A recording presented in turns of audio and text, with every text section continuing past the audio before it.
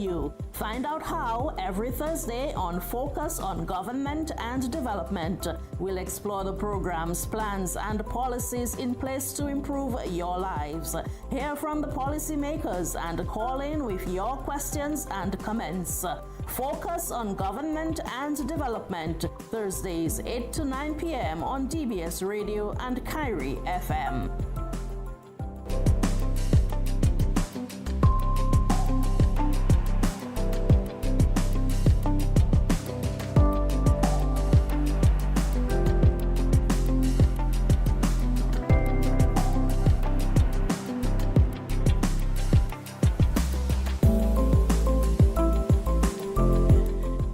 Tuned in to the nation station DBS Radio.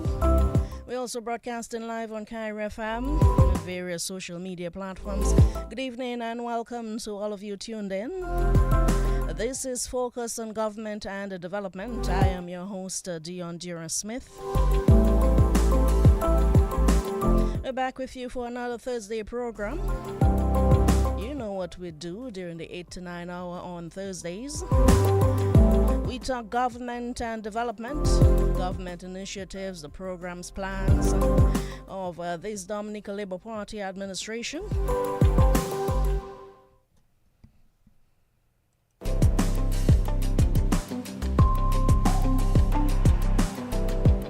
We welcome you to the program this evening. Hope that you had a splendid Thursday. Those of you who went out to the Dream 11 cricket tournament, that ended in quite an exciting manner. Our congratulations to the Valley Hikers. But tonight we're here on this program to talk disaster management, disaster preparedness, hurricane preparedness to be more exact.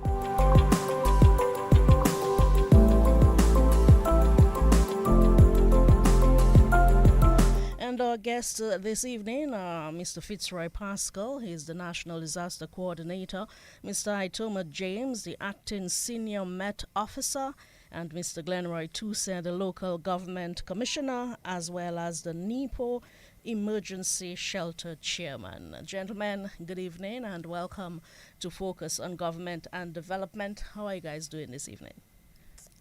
Good evening, Dion, and good evening to your viewers and also your listeners.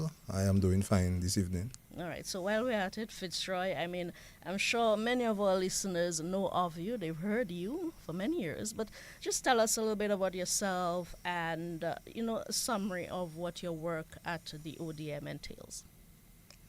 Okay, I am Fitzroy Pascal. I am the National Disaster Coordinator. I have been in that position for the past 6 to 7 years, and before that, I headed the meteorological service. Meteorology is my background, and I also have some training in disaster management. In terms of what I do, interact with persons or people on a daily basis, trying to get them to embrace disaster management on island to save their life and their property. Thank you, Fitzroy. Mr. Itoma James, you're relatively new to the position of Acting Senior Met Officer. Tell us a little bit about yourself. Hi, good night to you, Dion, and to all your listeners. Like you said, my name is Itoma James. I am the Acting Senior Meteorological Officer.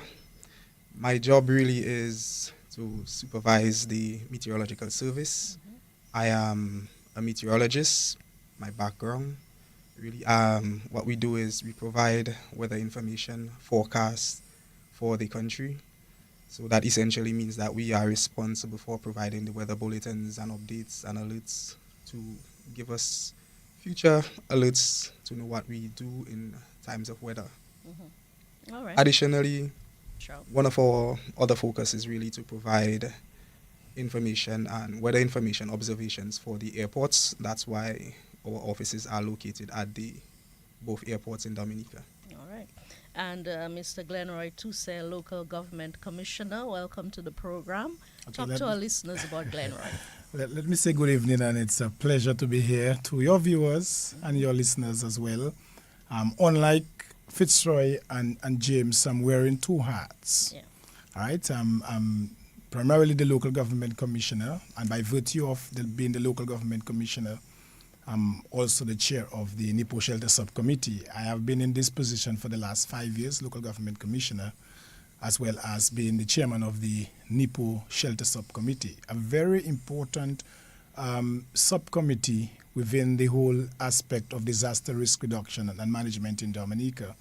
And the primary role of the Emergency Shelter Subcommittee is to identify suitable emergency shelters to serve the general public in times of adverse events and shocks, that we should say. And importantly as well, tying with that too, is identifying suitable persons or shelter management personnel to administer those various emergency shelters on the island. All right. Okay, so gentlemen, listeners, I'm sure you know why we're here and why these three gentlemen are here. We are 1 week into the hurricane season, and so I want to start with Mr. Itoma James and ask you, let's begin with the predictions for this hurricane season. What is the outlook? Well, this year, the hurricane season, the forecast is saying that we are expecting a normal season, a near normal season. But for me, I like to focus really on not telling people or telling them not to focus on what the forecast says, because it doesn't mean that this is for hurricanes that will make landfall or tropical storms that will make landfall. It pretty much just gives us a prediction of what is expected to form in the Atlantic Ocean. So our focus should really be on preparedness and making it a part of our lifestyle. So this hurricane season forecast saying that it's going to be near normal just means that we do expect the hurricane season to start, and we should be expecting all of the different disasters to come, so we should just be prepared.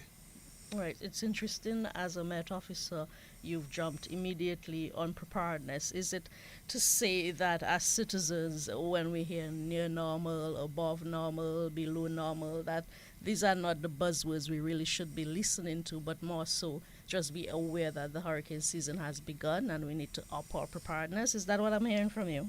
Well, to some extent, yes, but at a point of correction, I wouldn't even say that you should start getting prepared at the time of the hurricane season. That is something that should be going on year-round.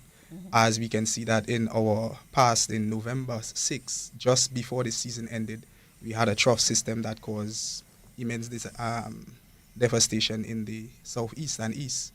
So preparedness should not just be something that we think of for the hurricane season, but even prior to that, and making it a part of our lifestyle. All right. And Mr. James, we're going to get back to you and talk a little bit more about weather patterns and the work of the Met Office. But I really wanted to ask you that off the bat, because, you know, in the past 2 weeks or so, people have been very preoccupied with how hot it is. And I mean, social media is abuzz with the fact that it is really so hot. So I really wanted to ask you as Met Officer, just the fact that people usually associate the heat during that period with how intense they expect the hurricane season to be. Is there really a connection between the kind of heat we are feeling now and the kind of hurricane season we should expect? Well, yes, the sea surface temperatures, to be exact, is one of the main factors that would use to determine the intensity of hurricanes and how the hurricane season may unfold. But this season we also have a counteracting force, which is the development of the El Nino. So with those two major factors happening at the same time, which is really not something that they have a lot of research and records on to say that how it will predict, how it will unfold, this is one of the main reasons leading to there being a normal or near normal forecast, because you have two factors that kind of counteract each other. So the sea surface temperature is really, yes, it is one of the features that could help intensify the hurricane season, but then the development of the El Nino could also counteract that. So we just wait and see how it actually unfolds, because there's not much precedence that shows what happens in that scenario. All right, and we'll talk a little bit more about that during the hour. So, Mr. Pascal, even before we talk about the work of the ODM, in his introduction, Mr. Tuse spoke about NEPO, and I want our listeners to know what these terms mean off the bat, so when we use them going forward, they understand. What is NEPO? NEPO is the acronym for the National Emergency Planning Organization. And I like that you asked it off the bat, as you said. So disaster management in Dominica doesn't rely solely on the ODM, the Office of Disaster Management. The ODM is the secretariat to the NEPO. NEPO is a body of actors, stakeholders, first responders, and it's headed by the Honorable Prime Minister as the chairman, with the deputy chairman, the Minister for National Security and Legal Affairs. Like I said, the ODM is the secretariat. There are 9 subcommittees or task force, and we have Mr. Glenroy Tuse here tonight. He is the chairman of the Emergency Shelter Management Subcommittee. There are 8 others, and we have added the fire and the police, the fire for search and rescue, and the police for security. The police has dual role. The chief of police is also the chair of the emergency telecommunications subcommittee, and there are 7 others. All right. So the secretariat you speak of, the ODM, how is your office preparing this year in particular, because we're talking in 2023, for the eventuality of severe weather during this hurricane season? The strategy that we utilize has not changed. We follow the National Disaster Plan, and the strategy speaks to informing and educating the populace, as we are doing right now. We have in an education session, and we also equip and exercise first responders. So the strategy has not changed, and we have been doing all the informing and educating, the equipping and exercising. We have been doing these activities year-round, and we have ramped them up during the hurricane season. All right. You speak about activities, but can you be a little bit more specific about the kind of outreach you've done within the community, the training that you speak of, some examples to prepare, to help groups, individuals, communities prepare better for the hurricane season? I think as we speak, there's a team from the ODM at La Plaine doing a session with the community of La Plaine. And I think me and Itoma, we did a session with Delis last week. So we've been going around on Thursday nights into the various communities.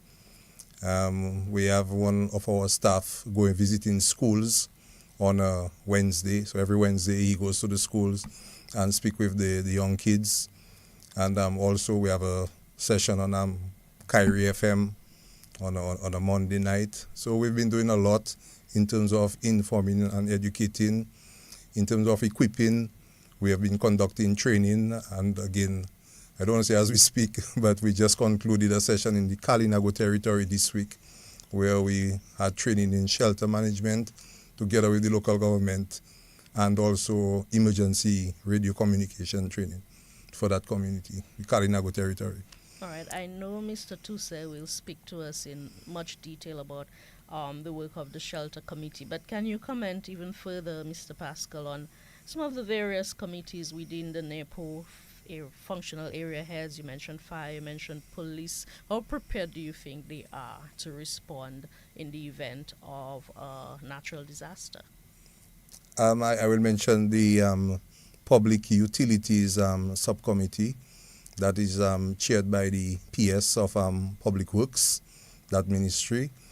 And they are prepared in that they have a list of all the heavy equipment on island, and in the event of any adverse event, they are ready to preposition these heavy equipment island-wide to restore access in the quickest possible time, post post-event. If I may speak to, I'll just take one of the emergency telecoms. All the actors and the stakeholders in terms of the business places and the first responders, all their radio equipment are in order, and every Friday they carry out tests with this equipment to ensure that communication is maintained island-wide before, during, and after an event. You know, it's interesting, Fitzroy, that you speak about emergency communications, because we really took a hard hit in that area with Hurricane Maria. Can you comment on the kind of interventions the government has made in that particular area to ensure that we were better prepared if we were hit by another major storm? Well, we have been working with the all the providers in terms of Flow, Digicel, but at a national level, at the public service level, we have ensured that there's redundancy in communication. We've done a lot with the police in terms of security and radio communication. We have, there are satellite phones available should the normal cell phone or the cell sites fail, and we just need to have the satellite phones. They work independently. They just need to have a clear site to the satellite, and you'll get service from that. So I know the national system has secured satellite phones in the event that the cell sites go down. In terms of radio equipment, two-way radio or ham radio, we work closely with the WARA. That's one of the radio clubs on island, and also the Darcy. I think Mr. Clement PLW is the head of this one. So we have them on board also. We have strengthened the communication in terms of repeaters island-wide. We've ensured that these repeaters can withstand systems, and I don't know say as we speak, but we're just doing some intervention at Ahoja, that's in the Salisbury Heights, to ensure that these equipment are secured in these locations. All right, that sounds good. Mr. Tuse, on to shelters for now. We know that the government of Dominica has invested pretty heavily with the assistance of the European Union, for example, in the construction of regional hurricane shelters. We saw the successful completion of one at Castle Bruce, Jimit, and the previous one at Layu. But how advanced are we with the preparation of shelters this year, ahead of this hurricane season? Okay, let me just let me just say from the onset that the overall shelter stock has significantly improved, and that is as a result of the government comprehensive housing development program, where people have built back better. Of course, the apartment complexes throughout the island following Maria has also helped in terms of resilient infrastructure, and persons are occupying that in a safe environment, and that is critical. And as you indicated, very importantly, the two regional shelters that were commissioned last year, sometime in May, in Jimit and Cassibus, we are pretty clear that those two facilities, those two infrastructure, has certainly helped in enhancing our shelter capacity in Dominica. Of course, just for the listeners, we have in Jimit a shelter capacity of over 500 people, and another in Cassibus of a capacity of 300 people. So clearly within those two facilities you can house 800 people.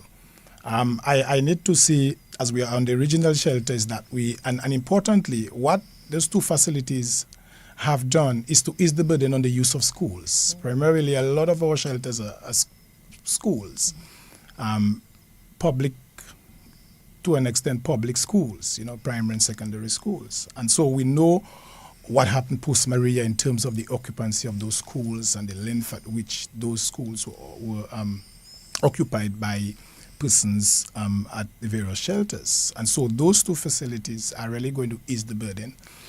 It's going to help us in terms of the catchment. It has certainly helped in that regard, because you're talking of, for example, Jimit. We have a large catchment area, and we have vulnerable communities within that catchment. So you're talking of a catchment for Jimit of between Canefield to Taru.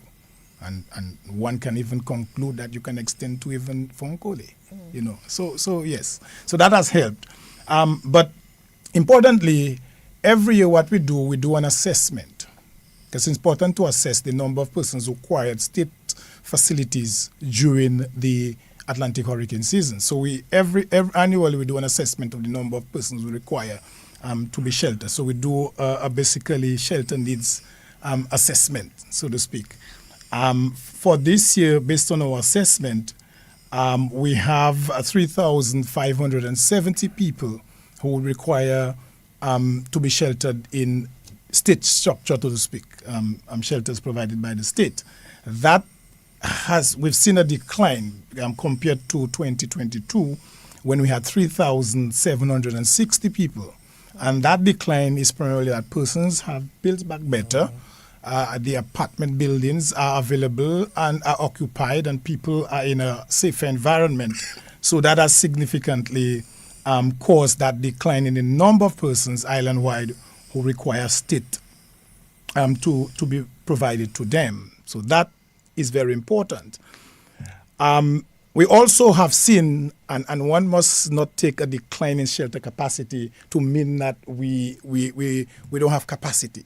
Island-wide, if you figure that, island-wide, we have a capacity of 7,960 island-wide shelter capacity. It means, therefore, we can shelter 7,960 people island-wide, but mindful as well that the number of persons that require state sheltering is 3,500. So we're above, island-wide, we're above capacity in terms of persons that required to be sheltered. So we have identified and provided to the general public 101 emergency shelters for the 2023 Atlantic hurricane season. And that has declined from 2022, where we had 111. Now, the reason for that is we have had, during our assessment, to look at the overall vulnerability of some communities. Of course, James mentioned the trough system of November 6 that impacted the east and the southeast. And so you have vulnerable communities like Petit Soufriere and Good Hope and the Saint-Sauveur area, where we had last year shelters demarcated for them. We have had to make that change because of the vulnerability of those communities. And so we are moving those individuals from those communities to the Castle Rose Emergency Shelter. So we have had to struck out the shelters that we had previously in 2022 for those communities. We also had to struck out the Campbell area where we used the school.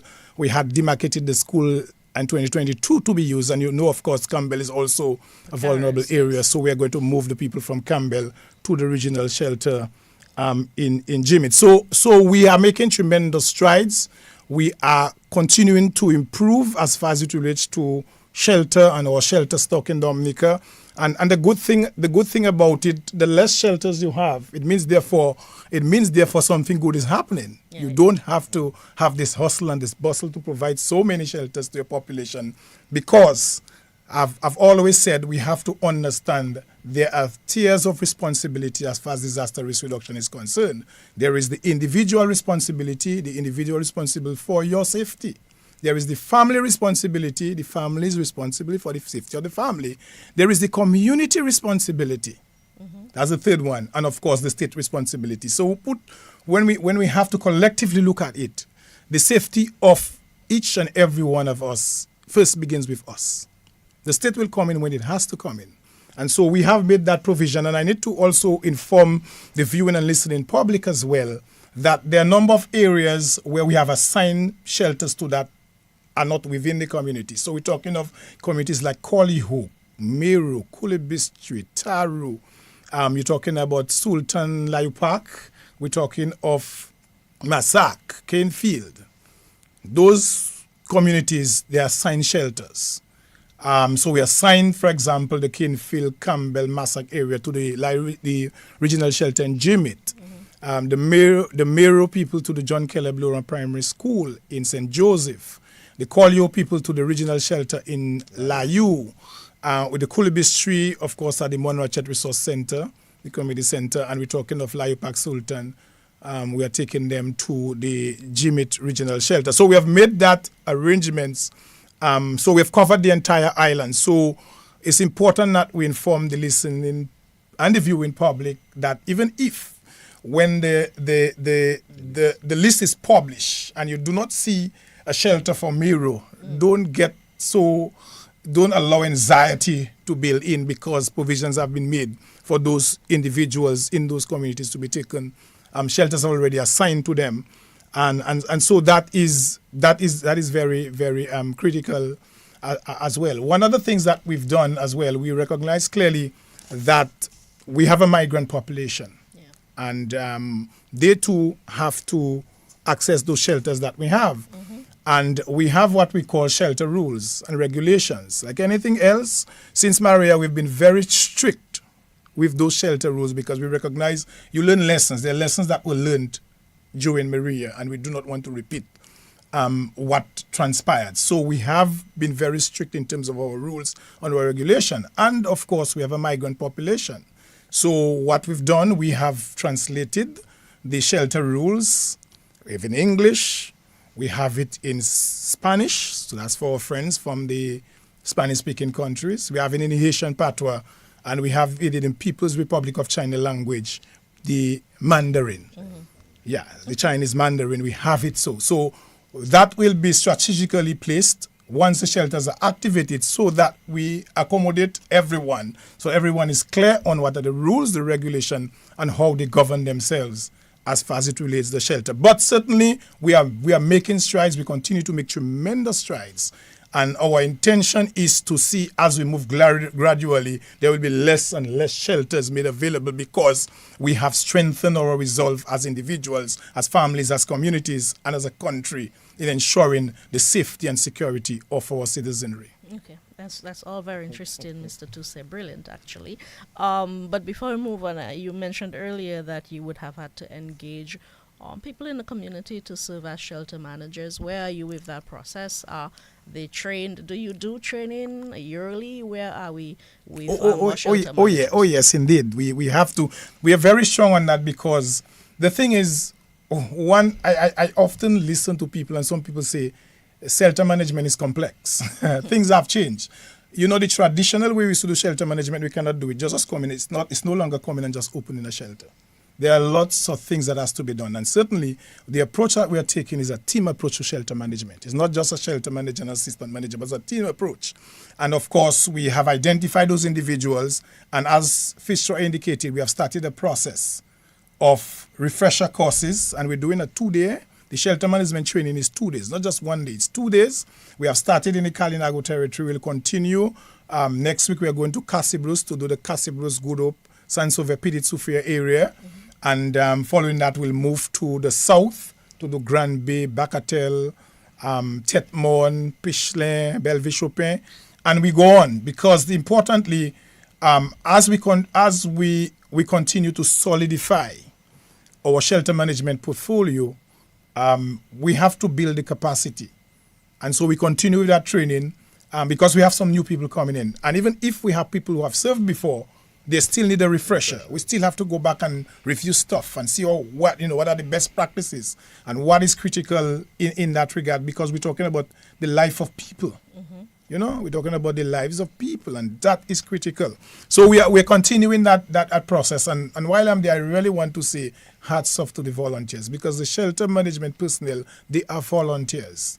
And importantly, we want to clearly recognize them. And one of the things that we're doing is to ensure that they have picture identification.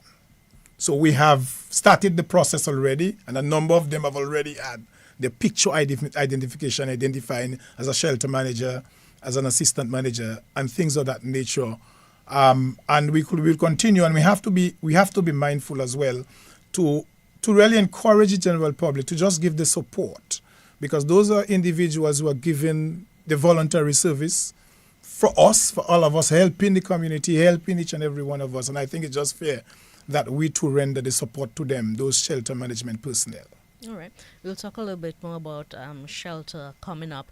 But Mr. Pascal, as the hurricane season advances, we need to remain alert and prepared. And I think Erica and Maria taught us so many lessons in that regard. How important is it to develop a plan before the hurricane season, or at least very early in the hurricane season, and what should that hurricane plan look like? Of course, there's a saying where you fail to plan, you plan. Sorry, where you fail to plan, you plan to fail. So it is important to have that plan to reduce the anxiety whenever the adverse event comes around. At least when you plan, you know what you're about. Your family knows what they have to do. Everyone knows what they have to do. You can extend it to the community level. So you have the individual plan, the family plan, the community plan, and that makes the burden on the national system, reduce that burden on the national system. So the planning for us is very important, and it is all part of the preparedness activities that we go through, even not just before the season, but it's we want to make preparedness a lifestyle. So that plan should be there year-round, actually. Mm-hmm. Because outside of the season, you still have events occurring outside of the season. Mm-hmm. And not want to bash the hurricane season, but we have other hazards that we have to look at. All right.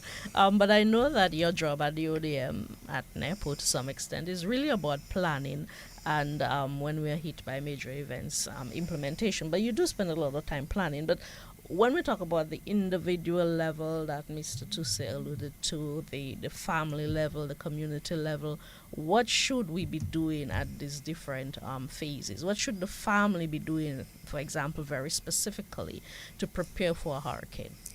And I'm sticking with hurricane tonight, if you don't mind. I mean, you could extend it, but I don't know. I'm just inclined to hurricane because, we're in the first week, it's June, etc. But okay, so you should know your vulnerability. Mm-hmm. So as you said, we're sticking to hurricane. So you should know what the hazard entails, know your vulnerability, know what is wrong with you. So if you have the overhanging trees, you should ensure that these are cut. You clear your drains, you secure your roof, you ensure that your household is secure. You should have that at the individual level. You should have that community plan. The communications plan. The communications plan. Very important that persons know who they have to contact within the family, and it's important to have that communication plan. So post an event, after an event, you know how to make contact with your friends and family, your relatives. Mm-hmm. That plan should have the emergency kit. You made mention of it earlier on. It should have your important documents, your basic supplies, your personal supplies, stuff for babies, stuff for your pets, stuff for your elderlies, like I don't know if I mentioned medicine earlier on. And then you should also have that evacuation plan leading to the shelter. If you know you're in a vulnerable area and your household will be compromised, you ensure that you know the safest and quickest route to your emergency shelter, which Mr. Tuse spoke of earlier on, so that the burden on the emergency or first responders is lessened, and you go to that emergency shelter long way in advance before the arrival of the system. Mm-hmm. As we talk about the emergency kit and stocking up on basic supplies, I was just talking to somebody, must have been earlier this week, and the person rightly pointed out that when we tell people during the hurricane season or 2 days before a storm hits, go to the stores, stock up on supplies, that not everybody has the financial ability to do that in the moment. Having worked in this area for quite a number of years, Fitzroy, do you have any advice to citizens as to how they can plan better in terms of the stocking up that we talk about? Yeah, so Dion, I wanted to correct you. Mm-hmm. I think I mentioned earlier on that preparedness should be a lifestyle. Yeah. So we should not wait until ITOMA comes on June 1st at the start of the hurricane season to say that we're going to stock up on sardines and corned beef and so on. We should be doing that year-round. So in March, we should do it. February, right after Carnival, you should be doing it. So just year-round. If we get paid monthly or weekly, but every time you get a paycheck, you put one thing aside, one tin of sardine, one corned beef, one bottle of water. At the end of the day, it will certainly add up, and it will certainly be useful when you're called to move to the shelter, or if you can shelter in place and have your stocks readily available. Of course, that's really just the logical thing to do. Personally, I start about March, and every month end when you do your grocery shopping, you just add a little bit more, and you put it into a container or whatever it is you use for storage, and you continue that until August, September, and probably you can use it all up by Christmas and start again in the next year. But it really is a good method, so I'm happy you were able to answer that question in that way, Mr. Pascal. Thank you. Any advice for business owners? We don't talk about them much, but the business community, what do you tell them in terms of safeguarding their properties, safeguarding their businesses during this season? There's something called the Business Continuity Plan. I think the DAIC, Dominica Association of Industry and Commerce, they have been ensuring that their members have this business continuity plan. And what this will do is assist you in restoring your business in the quickest possible time after an impact. So you don't your downtime is reduced, and you can provide your service and generate your income right after an event. All right. Mr. James, we've had you on quiet for the past half hour. So some terms that we use in Met, we hear them a lot during the hurricane season. For example, a hurricane watch, a hurricane warning. Can you define some of these? What's a hurricane watch? What's a hurricane warning? What do they mean? And how we are expected to act during these periods? Okay, well, the hurricane watch. A watch pretty much tells us that we are expecting or can expect hurricane or tropical storm force winds within our area, within the designated area, within 36 to 48 hours. Mm-hmm. So what that does, it gives you at least 48 hours to prepare and act, figure out what you need to do, if you need to move, because the hurricane shelters will be open at least 24 hours before. So that information is provided early enough so that you can react in time and not be panicking and in a rush. The warning gives you at least 24 hours. So they are pretty much just information to give you alert times on how you can, when you should react and what we expect. So if it's a hurricane warning, then we expect hurricane force winds, and if it's a tropical storm, we expect tropical force storm force winds. And these storm force winds you speak about, we hear 45 miles per hour, 60, 75, 80. Can you talk about when we move through the different levels of a hurricane and the intensity? Can you talk to us about the intensity levels of these storms? Well, the different intensity they depend on the wind speed. And so you keep listening and you hear you have a tropical storm. It will move from a tropical storm to a hurricane at different categories. You have category 1, 2, 3, and 4, 5, the major hurricanes that can cause tremendous damage. Mm-hmm. With all of that said, I really try to shy away from going into all of the science of the hurricanes and try to get people to understand that there are different factors that can affect us that we have to take into consideration. So there may be wind, but one of the major elements that cause damage in Dominica is the rain. And the hurricane, the tropical storm, it doesn't really tell us, the category will not say how much rain damage or water damage can take place. So another important factor we need to take into consideration is the rainfall. So the expected amount of rainfall is something that is very critical to us here in Dominica. Mm-hmm. While major storms like Maria may be a one-off, David, we see probably 1 or 2 in our lifetimes. We have tropical storms and troughs that affect us yearly, all the time, and they come and they can provide a lot of rainfall. So what we have to also take into consideration is not just because they say that we have a tropical storm and we think it's not going to be as strong as what we experienced with Maria, we have to understand that the damage that can be caused by the rainfall is also significant. So if you live in vulnerable areas that you know that are prone to landslides, falling rocks. I know people tend to make fun of the fact that we always have landslides and falling rocks, but these can be very significant. It can cut you off from communications for days. So pay attention to those factors also, not just what category of storm it is. Because the storms, the names, all of these things are all fancy, but there are simple things that we need to take into consideration. The rainfall amounts can cause significant damage, and we should really pay attention to those.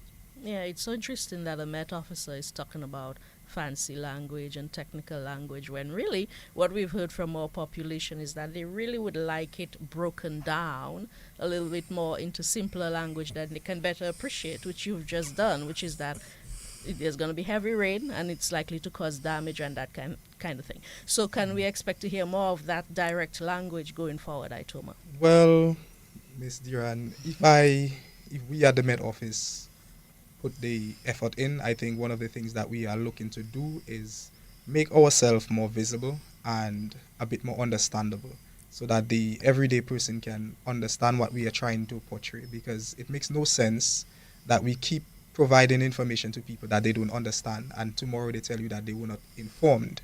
So we are in the process of actually developing or making ourselves more visible in social media by being a bit more new age, making the younger people be able to understand what we are saying while not giving up on the older platforms like the radio. Even then we try to change some of the wording or we reach out to people. So that is a part of the program, and we are in the middle of doing some of those things, and we just hope that the people appreciate them when we do it. Yeah. And don't shy away from asking. If you don't understand, say, so that we can make the different changes to try to accommodate everyone. Yeah, I like the sound of that. We also hear complaints from the public about the timeliness of weather bulletins. Can you explain your process at the Met Office? How do you decide on when to issue a particular alert, for example? What is that process like? Well, a lot of our decisions when it comes to providing or issuing alerts in terms of tropical storms and hurricanes really is guided by the information that we collect from the National Hurricane Center. And I would just like to say at this point, I think our process should be speeded up a bit because we no longer have to depend on the Barbados Meteorological Service to make communications with the National Hurricane Center on our behalf. We as a country now can directly communicate with the National Hurricane Center, and those decisions will now be made in a bilateral communication rather than having a middleman trying to help guide the process. So with the development of some new capacity in human resource, we have our own forecasters who have now garnered the experience in dealing with some of these systems.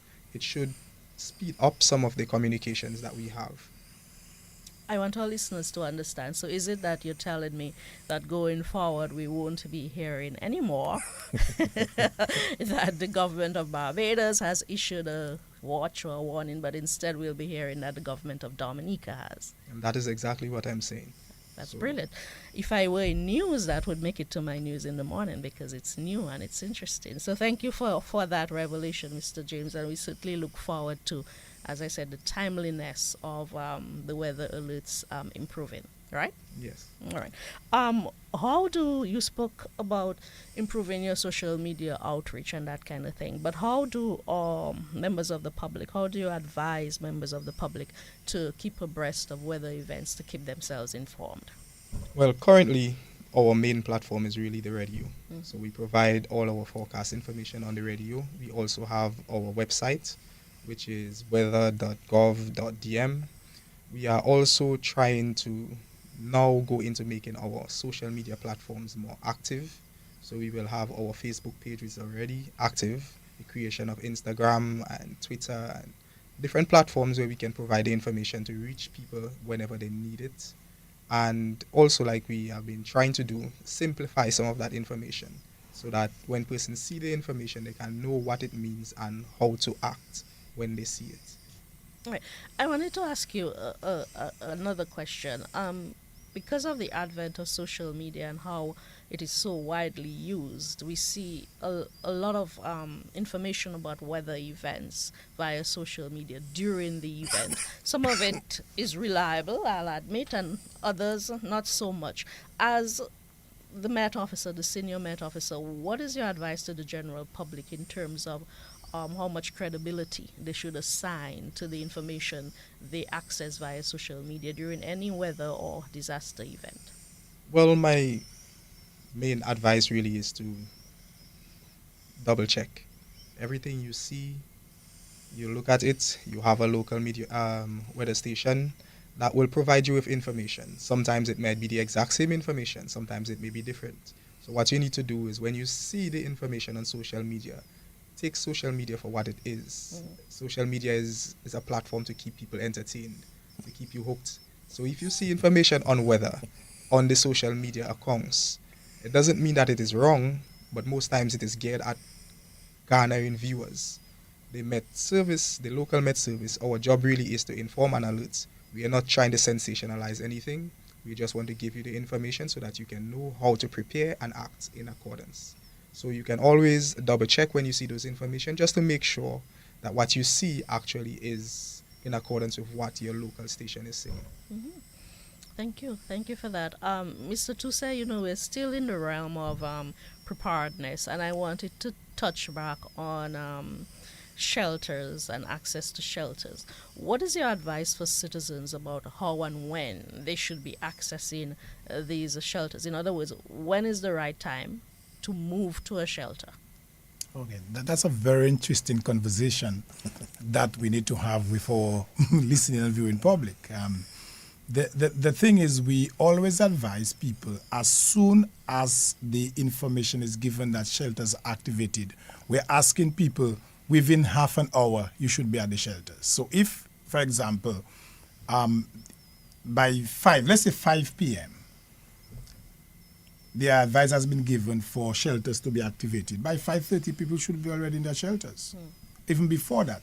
The problem we have, and we really want to urge the viewing and listening public to be mindful of that. The problem we have in Dominica is people like to wait.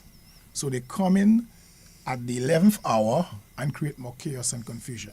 So the ideal time is, we're saying half an hour even before that, but we're saying that as soon as the shelters are activated, people need to come to those shelters. Because one of the things that you'll do in coming early, you make life much easier for shelter management personnel. There is no chaos and confusion because people coming at the last minute is always a lot of anxiety. And so we are telling people that as soon as it's activated, we are saying at least half an hour. It can be earlier, but at least half an hour, people should find themselves at the various emergency shelters. Because what we want is to ensure that we don't have all of these challenges in terms of people coming at the 11th hour and the rush and everything. Mm-hmm. What should people bring to a shelter? That's a very interesting question. I like that one. Before I respond, there is one person tells me, you know what I know you as? Don't come to the shelter with your hands swinging. That is what I know you as, Mr. Tousse. I said, well, that is very well what I'm saying. The thing is, we are saying, and as Fixer indicated, if you have your well-developed family plan, you would have had your emergency kit. And so we are telling people when you're coming to the shelter, and I will repeat it again, do not come with your hands swinging. Because it's your individual responsibility, it's your family responsibility to ensure that you do what is necessary for your own disaster management efforts. And so we are saying for basic, at least you must come to the shelter with water to last you for at least 3 days. With some basic supplies, some canned food, some biscuits and things of that nature. Your valuables, if you feel that it's not safe at your home, your valuables, your medication. That is important because we know there are persons on medication and they require it. So come with your medication. And what we're telling people, even beforehand, what is being encouraged, and we know there can be some challenges, but if you can get at least 3 or 4 months in advance of medication, that would be good. I know it can be challenging, that not many people have the resources to do that. But if you can, that would be good. And simply come with, we're not telling people to come with their beds and all of those things, but blankets, a little blanket, some food, some supplies that will last you and your family. Because I want to make it clear to our viewing and listening public, there is no food in the shelter. So we do not want anybody to come to the shelter, and oftentimes we've had the experience, where the food government put there, in our local palace. So where the food government put there, there's no food. Government is not going to put any food because the objective of people going to the shelters is to ride the storm for the first 12 to 36 hours. After that, an assessment will be made, and if there is need for long-term sheltering, then so be it. The state will come in and the state will provide the resources and what have you. But the state is not going to put food in there at the shelter for you, waiting as you come in, where's the broth, where's the pilau, and things of that nature. So we are encouraging, we are telling people that, and I continue to say it, that do not come to the shelters with your hands swinging. We know for a fact that we have persons in our society, in our communities, who really are challenged in terms of even coming with a little bottle or so of water or something. We are aware of that, and efforts will be made to find ways and means to support those individuals. But for the wider population and persons who can, we are not expecting people to just walk in and expect the shelters to have everything waiting to be eaten and to enjoy and to be merry. That's not the purpose. Yeah. All right. Earlier on, you referenced rules that the shelters operate according to set guidelines. How are citizens expected to behave in shelters, Mr. Toussaint? Oh, that's okay. The thing is, I always tell, that's another very good question, Dion. we always tell people that you understand the purpose for which we have come to a shelter. And I just said it a while ago, is to ride the storm, right? We should be each other's brother, each other's keeper. And in my opinion, we don't necessarily have to pray every time there's something approaching, but at least the atmosphere should be a peaceful, cordial one where we just seek the Almighty Father and ask for guidance and ask for protection and sing and pray and that kind of thing. We should pray all the time, by the way. But it's that kind of atmosphere we experience. But like anything else, you get those things. That is why the approach that we are taking is to have shelter teams, shelter people, the shelterists themselves assist in that regard. We expect people to be cordial. We have the rules. We tell you no dangerous weapons. We tell you no pets, your animals. Take care of that before you come to the shelter and do things. And we expect people, and we are appealing. We are appealing to our people to please help up each other. Understand we have senior citizens who don't like this noise. They like quietness. They like peace and tranquility. And so we have to understand those things as well. So that is the kind of behavior we expect from people, to understand what you like may not be the liking of another person. And so we have to understand that and live cordially, because all we're doing is riding the storm, ensuring that we all are safe and we all are secure. Importantly, safety is one, but security is another one. So we have to be safe and secure. Yeah. So that's the kind of behavior we expect people to be cordial, to assist each other, and to understand. All right. Understand that we all have different needs, and we have to ensure that we work collectively to ensure that all of our needs are met in that regard. Fitzroy, he just mentioned something about looking out for each other, which reminded me of an important aspect of preparedness at the community level, which is looking out for the vulnerable among us, early during the hurricane season, in preparation, and certainly during a weather event. What is your advice in that regard? There's the welfare subcommittee, which promotes that all the vulnerable persons in the community are identified. The Ministry of Health helps in that regard. There's a list which is circulated among the NEPO players or actors, the task force. The fire service is responsible for partly transporting personnel. So there is this list, and the list is available to the players, and we ensure that these vulnerable people or persons get priority treatment. We ensure that they're safe, that they're taken to shelters. If they cannot seek shelter in place, that they go to the dedicated emergency shelters, and that they get priority treatment when they are there. And like Tusa said, we're asking the populace to assist the emergency services in ensuring that these vulnerable persons among us are safe and secure.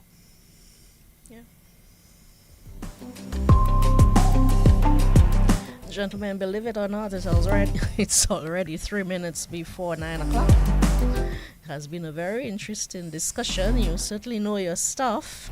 My commendations on that to all three of you. I hope that you get the opportunity throughout the hurricane season to make similar appearances on the radio stations, various talk shows, including the morning talk shows. I think you have a lot to share that our population would find useful.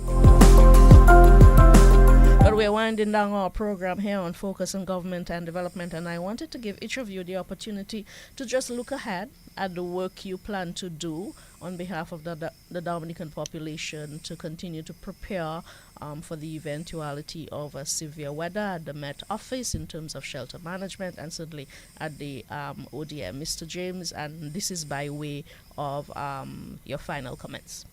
Mr. James. Okay, so we just want to, at the Met Office, ask the Dominican public to, just trust us and trust the work that we do and understand that we have the best interests of the country at heart. We are developing, like I said, new platforms to try to get the information out to you in a more timely manner, and we just hope that going forward we can do a better job at informing the public and just garnering some appreciation from the Dominican populace.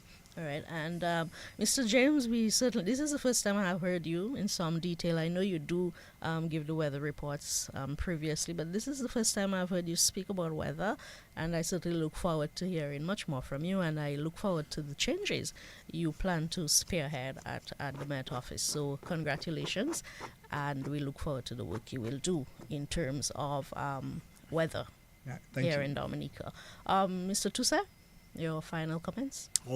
My final comment will continue to be the fact that we want people to take responsibility. We want individuals to take responsibility for the safety. And we also want to, again, encourage and call upon the general public. Do not come at the last minute to the shelters. Once the shelters are activated, please get in there because it makes life more comfortable for us. And we will sought in many respects to make it a welcoming shelter experience for the persons, in the event anything occurs during the 2023 Atlantic hurricane season. Yeah, and we look forward to hearing from you again. Mr. Tusi, I have to tell you, I could listen to you all night. You really do know this shelter business very intimately. And I commend you for the work you've done in that capacity over the past 5 years, you said? Yeah. Precisely. Yeah. And Mr. Pascal, your final comments. We, at the ODM and at NEPO, we continue to enhance the services. We're in the process of decentralizing services, and probably we'll speak on that sometime in the future. As I said, increase public awareness. We have been doing a lot with regards to public awareness in terms of informing and educating the populace. And we really want to continue to engage the persons, particularly those on the ground. We have district development committees which play a significant role in ensuring that the message is passed to the grassroots man. So that's at the NEPO level, at the national system level. But at the public level, we want to encourage the populace to adopt preparedness as a lifestyle. And as Mr. Tusa said, do not wait on the national system, but you too have an individual responsibility to ensure the security and safety of your life and property. Thank you so much, Fitzroy. I know we'll talk again during the season, and thank you for your steady leadership at the ODM. Gentlemen in general, I want to thank you for coming on, and don't be a stranger, because I think we really need to keep hearing this stuff throughout the hurricane season, and as Fitzroy likes to emphasize, throughout the entire year. We need to keep our awareness on high. So thank you so much for joining us this evening. It's a pleasure being here. Thank you. Thank you.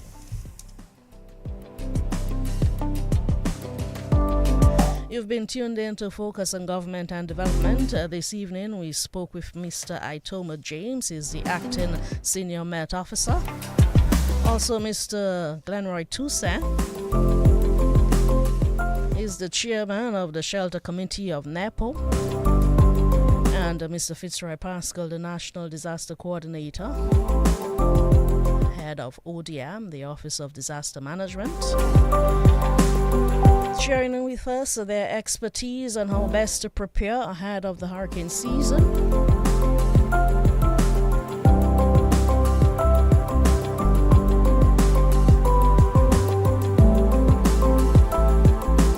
Hope you took in their best advice to stay alert, stay prepared, do your best to secure your homes and property, plan for your family. An emergency family communications plan is always very important. Just in general, stay prepared. You're invited to join us again on this program, Focus on Government and Development, for another topic of national interest. My name is Dion Dura Smith. I do wish you a good Thursday evening.